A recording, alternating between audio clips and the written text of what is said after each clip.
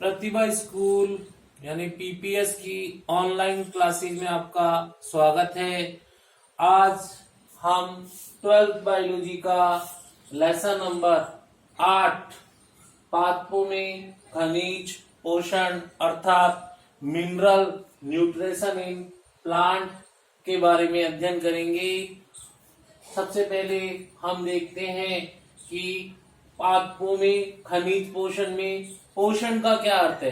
पोषण यानी न्यूट्रिशन प्रत्येक सभी जीव वृद्धि व जीवन चक्र को पूरा करने के लिए जिन बाहरी पदार्थों को भोजन के रूप में ग्रहण करते हैं उस प्रक्रिया को पोषण या न्यूट्रिशन कहते हैं। अर्थात जीवों द्वारा अपने जीवन चक्र को पूरा करने के लिए जिन बाहरी पदार्थों को भोजन के रूप में ग्रहण किया जाता है इस प्रक्रिया को पोषण कहते हैं। तो पोषण के आधार पे जीवों के प्रकार देखें तो पोषण के आधार पर जीव दो प्रकार के होते हैं। पहला है परपोषित यानी हेट्रोट्रॉपिक और दूसरा है स्वपोषित यानी ऑटोट्रॉपिक। सबसे पहले हम फर्स्ट वाला देखते हैं। परपोषित या हेट्रोट्रॉपिक का अर्थ है जो जीव कार्बनिक व अकार्बनिक पदार्थ दोनों प्रकार के पदार्थ बाहरी स्रोतों से प्राप्त करते हैं, यानी इन पदार्थों को ग्रहण करने के लिए किसी दूसरे जीव पे निर्भर रहते हैं। ऐसे पोषण की प्रक्रिया को परपोषित या हेट्रोट्रॉपिक पोषण कहते हैं। दूसरे प्रकार का पोषण, पहले प्रकार का पोषण परपोषित पोषण विभिन्न जीवों में, मनुष्य में, जंतुओं में पाया जाता है क्योंकि वे भोजन के लिए दूसरे जीवों पर निर्भर रहते हैं। दूसरा है स्वपोषित या ऑटोट्रॉपिक पोषण, ऐसा पोषण जिसमें जीव अपनी भोजन की आवश्यकता पूर्ण करने के लिए सभी कार्बनिक पदार्थों का निर्माण खुद करते हैं। यानी हरे पौधे सूर्य के प्रकाश की उपस्थिति में, क्लोरोफिल की उपस्थिति में खुद प्रकाश संश्लेषण के द्वारा भोजन का निर्माण करते हैं। इस प्रकार की प्रक्रिया स्वपोषण कहलाती है और इस प्रकार हरे पौधे और शैवाल स्वपोषित पोषण का कार्य करते हैं। इस प्रकार के जीवों को स्वपोषित जीव या ऑटोट्रॉपिक जीव कहते हैं। इसका उदाहरण है हरे पौधे और शैवाल जो कि सूर्य के प्रकाश की उपस्थिति में फोटोसिंथेसिस या प्रकाश संश्लेषण के द्वारा खुद स्वयं भोजन निर्माण करने का कार्य करते हैं। इसके बाद हमारा अगला टॉपिक है पौधों में खनिज पोषक की आवश्यकता के अध्ययन की विधियां।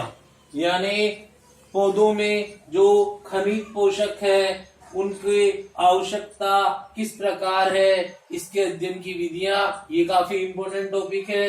तो पौधों में खनिज पोषक की आवश्यकता के अध्ययन की 3 विधियां हैं। पहली है पादप भस्म का विश्लेषण यानी एनालिसिस ऑफ प्लांट्स। दूसरी है बालू संवर्धन प्रयोग यानी सैंड कल्चर एक्सपेरिमेंट। और तीसरा है जल संवर्धन प्रयोग यानी वाटर कल्चर एक्सपेरिमेंट। सबसे पहले हम पहली विधि देखते हैं पादप भस्म का विश्लेषण यानी एनालिसिस ऑफ प्लांट्स। इस विधि में सर्वप्रथम हम ताजे पौधे को ओवन में 1 या 2 दिन तक 70 से 80 डिग्री टेम्परेचर पर गर्म करते हैं, जिससे पौधे में उपस्थित सारा जल वाष्पीकृत होकर उड़ जाता है और आप पौधे के बचे हुए भाग को तोल करके शुष्क भार ज्ञात करते हैं। अब शुष्क भार में हम देखते हैं कि कोशिका भित्ति, बहुसेकेराइड, लिग्निन, जीवद्रवी घटक, कार्बनिक अम्ल होते हैं और अकार्बनिक पौधे के शुष्क भार में अकार्बनिक अम्लों को ज्ञात करने के लिए उसे भट्टी में 6000 डिग्री सेंटीग्रेड ताप पे जलाया जाता है, जिससे उसमें उपस्थित कार्बनिक पदार्थ जैसे कि CO2, अमोनिया ऑक्सीजन गैसों के रूप में बाहर निकल जाते हैं, जिससे कि प्रक्रिया के अंत में जो पदार्थ बचता है उसे पादप भस्म या प्लांट ऐश कहते हैं। इस प्रकार उसे तोल करके या उसका विश्लेषण करके हम ये पता लगा सकते हैं कि विभिन्न पौधे में विभिन्न पोषक तत्व है वो क्या भूमिका या उपयोगिता निर्धारित करते हैं। इस प्रकार की विधि को पादप भस्म का विश्लेषण विधि कहते हैं, पर ये पुराना तरीका काम में लिया जाता है।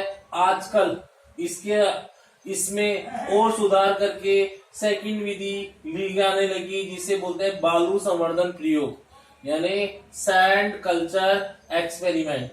फर्स्ट विधि के बाद दूसरी विधि बालू संवर्धन प्रयोग है। इस सेकंड विधि में बालू संवर्धन प्रयोग में इस विधि में विभिन्न तत्वों की पौधे के लिए उपयोगिता के निर्धारण के लिए पौधे को अब बालू या रेत यानी सैंड में उगाया जाता है। सर्वप्रथम उस बालू या रेत को HCl अम्ल यानी हाइड्रोक्लोरिक अम्ल से उसको धो लेते हैं ताकि उसमें कोई प्रकार का जीवाणु नहीं रहे। अब उसको सुखा लेते हैं, पानी से धोकर उसको सुखा लेते हैं। अब उसमें विभिन्न प्रकार के पौधे उगाए जाते हैं। उन पौधों में हम देखते हैं कि विभिन्न पोषक तत्व की उपस्थिति में किस प्रकार से उनमें वृद्धि होती है। कुछ पौधों को ऐसी मृदा में उगाया जाता है जहां पर 1 या 2 पोषक तत्वों की कमी रखी जाती है, जिससे कि हमें ये पता लगे कि पौधे में किसी पोषक तत्व की कमी से किस प्रकार की कमी दिखाई दे। इस प्रकार के पौधे जिनमें 1 या अधिक पोषक तत्व की कमी हो उनको अपूर्ण पौधे कहते हैं। इस प्रकार पौधे में हम लक्षणों का पता लगा सकते हैं कि किसी पोषक तत्व की कमी से पौधा किस प्रकार का लक्षण दर्शाएगा। इस तरह की विधि बालू संवर्धन क्रिया सैंड कल्चर एक्सपेरिमेंट कहलाते हैं। तीसरा प्रकार की विधि है जो कि सबसे महत्वपूर्ण विधि है, इसे बोलते हैं जल संवर्ध प्रयोग, यानी इसे कहा जाता है वाटर कल्चर एक्सपेरिमेंट। पौधे को तरल पोषक विलयन यानी न्यूट्रिएंट सॉल्यूशन में उगाने की जो विधि होती है, इस विधि को हाइड्रोपोनिक्स यानी जल संवर्धन के नाम से जानते हैं। इस विधि ये बोर्ड में पूछा हुआ है कि जल संवर्धन या हाइड्रोपोनिक्स किसे कहते हैं, तो पौधे को तरल पोषक विलयन में उगाने की विधि को जल संवर्धन या हाइड्रोपोनिक्स कहते हैं। इस विधि में मिट्टी का प्रयोग नहीं किया जाता और पौधे को प्रयोगशाला में उगाया जाता है। इस विधि में पोषक विलयन के रूप में बाजार में बने बनाए विलयन आते हैं, जैसे सेक्स का विलयन जो कि 1860 में बनाया गया, नॉप का विलयन जो 1865 में बनाया गया, हॉगलैंड का विलयन आदि विलयन पोषक विलयन के रूप में काम में लिए जाते हैं। इन विलयन में पौधे को उगाया जाता है। इन पोषक विलयन में सभी आवश्यक तत्व जैसे अनिवार्य तत्व और विभिन्न प्रकार के पादप हार्मोन सभी उपस्थित होते हैं, जिसके कारण पौधा अच्छी तरह पोषक विलयन में उग पाता है और पौधे को प्रयोगशाला में उगाया जा सकता है। इसके अंदर एक नई विधि है जिसे हम कहते हैं वर्मी कुलोपोनिक्स विधि।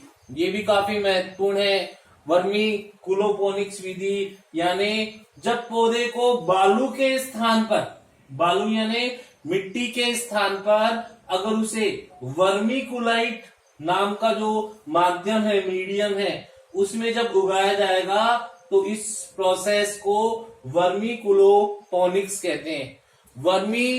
वर्मी कुलाइट जो माध्यम होता है इसका उपयोग अधिक किया जाता है क्योंकि इसकी विशेषता है कि ये अक्रिय होता है। अक्रिय मतलब उसमें किसी प्रकार की वो किसी से क्रिया नहीं करता, उसमें जल अवशोषण की क्षमता बहुत अधिक होती है।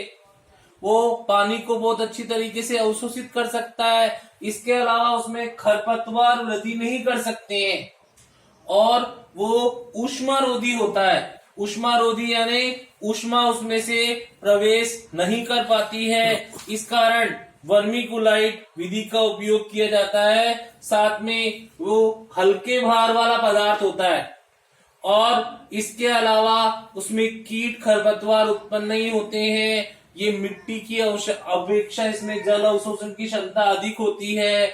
इसमें बनावट ढीली होती है, जिससे पौधे का जो मूल तंत्र है वो अच्छी तरह से विकास कर पाता है। इसमें एक विघटन नहीं होता, जिससे एक ही प्रकार की फसल अच्छी तरह उसमें उगाई जा सकती है। इसी कारण आजकल पौधे को उगाने के लिए वर्मीकुलाइट का उपयोग किया जाता है। वर्मीकुलाइट में जो पदार्थ है वर्मीकुलाइट, उसमें पौधे को उगाने की प्रक्रिया को वर्मीकुलोपोनिक्स के नाम से जानते हैं। इसके बाद हम देखते हैं पौधे में अनिवार्य पोषक तत्व, यानी पौधे में एसेंशियल एलिमेंट ऑफ प्लांट्स। तो हम देखते हैं पौधों के लिए कई खनिज तत्व आवश्यक होते हैं, जिन्हें खनिज पोषक कहते हैं, यानी मिनरल न्यूट्रिएंट्स कहते हैं। इनमें से ऐसे तत्व जो पौधे की वृद्धि के लिए बहुत ही अनिवार्य हो, एसेंशियल हो, ऐसे पोषक तत्वों को हम अनिवार्य पोषक तत्व यानी एसेंशियल एलिमेंट्स, न्यूट्रिएंट एलिमेंट्स के नाम से जानते हैं। ऐसे पोषक तत्व जो पौधे की वृद्धि के लिए बहुत अनिवार्य हो, यानी एसेंशियल हो, ऐसे पोषक तत्वों को अनिवार्य पोषक तत्व कहते हैं। ये संख्या में 17 होते हैं, 17 तत्व हैं।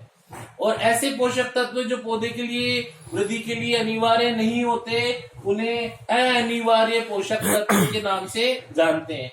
अब हम पौधे में अनिवार्य पोषक तत्व यानी एसेंशियल न्यूट्रिएंट एलिमेंट्स के बारे में देखेंगे। तो पौधे में 17 अनिवार्य पोषक तत्व होते हैं। इन्हें 2 भागों में बांटा गया है। पहला है वृहद पोषक तत्व यानी मैक्रो न्यूट्रिएंट एलिमेंट।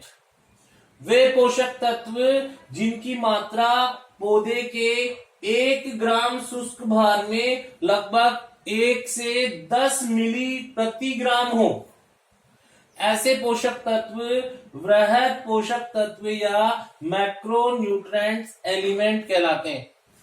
ये कुल मिला के संख्या में 9 तत्व होते हैं। जैसे इनका उदाहरण है C यानी कार्बन, H यानी हाइड्रोजन, O ऑक्सीजन, N यानी नाइट्रोजन, P यानी फास्फोरस, K यानी पोटेशियम, Ca यानी कैल्शियम, Mg यानी मैग्नीशियम और S यानी सल्फर। टोटल ये 9 तत्व होते हैं। CHO, NPK, Ca, MgS। ये तत्व वृहद पोषक तत्व कहलाते हैं। इसके बाद सेकंड पोषक तत्व है सूक्ष्म पोषक तत्व या micro elements, micro nutrient elements. ऐसे तत्व जिनकी मात्रा पौधे के 1 ग्राम शुष्क भार में 1 से 10 मिलीग्राम से यानी 1 मिलीग्राम से भी कम हो। ऐसे तत्व जिनकी मात्रा पौधे के 1 ग्राम शुष्क भार में 1 मिलीग्रा प्रति ग्राम से भी कम हो, ऐसे तत्वों को सूक्ष्म पोषक तत्व या माइक्रो एलिमेंट्स कहते हैं। ये तत्व संख्या में 8 होते हैं। जैसे कि सबसे पहला उदाहरण है B यानी बोरॉन, Mn यानी मैग्नीज, Cu यानी कॉपर, Zn यानी जिंक, MO यानी मोलिब्डेनम, Cl यानी क्लोरीन और Ni यानी निकिल। तो हम देखें तो B, Mn, Cu, Zn, MO, Cl, Ni कुल मिला के 8 तत्व ये सूक्ष्म पोषक तत्व का उदाहरण है। इस प्रकार हम देखते हैं संख्या में वृहद पोषक तत्व 9 और सूक्ष्म पोषक तत्व 8, दोनों मिलके टोटल अनिवार्य पोषक तत्व बनाते हैं, जो संख्या में होते हैं 17। ये काफी महत्वपूर्ण टॉपिक है, बोर्ड में एग्जाम्पल से पूछा जाता है अनिवार्य पोषक तत्व क्या है और मैक्रो एलिमेंट और माइक्रो एलिमेंट के उदाहरण सहित आपको याद होने चाहिए। इस प्रकार आज का टॉपिक हमारा यहीं पे समाप्त हुआ। आगे का टॉपिक अगले लेसन में, अगले टॉपिक में हम आगे का भाग पढ़ेंगे।